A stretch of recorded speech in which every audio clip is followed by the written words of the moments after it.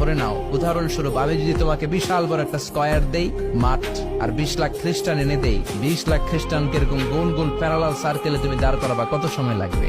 খ্রিস্টান বন্ধু বলে অ্যাটলিস্ট আই নিড 1 উইক, এক সপ্তাহ তো লাগবেই, but I need to train them up. এই লোকগুলোকে আমার ট্রেন আপ করতে হবে, প্রশিক্ষণ দিতে হবে।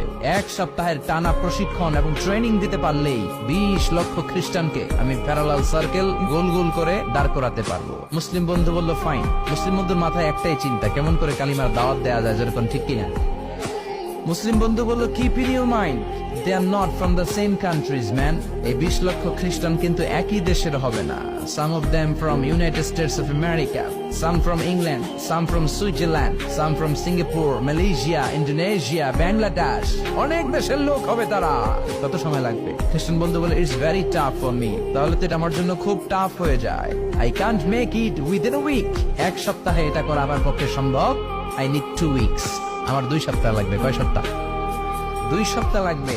মুসলিম বন্ধু বলল কিপ ইন ইউর মাইন্ড, এটা তোমার মাথায় রেখো, they are not from the same languages. এই 20 লক্ষ খ্রিস্টান কিন্তু একই ভাষাভাষীর নয়। তাদের কেউ কথা বলবে ইংরেজিতে, কেউ উর্দুতে, কেউ চাইনিজ, কেউ মান্দারিন, কেউ উর্দু, কেউ হিন্দি, কেউ সিন্ধি, কেউ বাংলা, কেউ টার্কিশ, কেউ মালায়া, কেউ সোয়াইলি। এক একজন এক এক ভাষায় কথা বলবে। কত সময় লাগবে? খ্রিস্টান বন্ধু বলল দ্যাট ইজ ভেরি টাফ, আরো কঠিন হয়ে যাবে। I need 3 weeks. কয় সপ্তাহ লাগবে?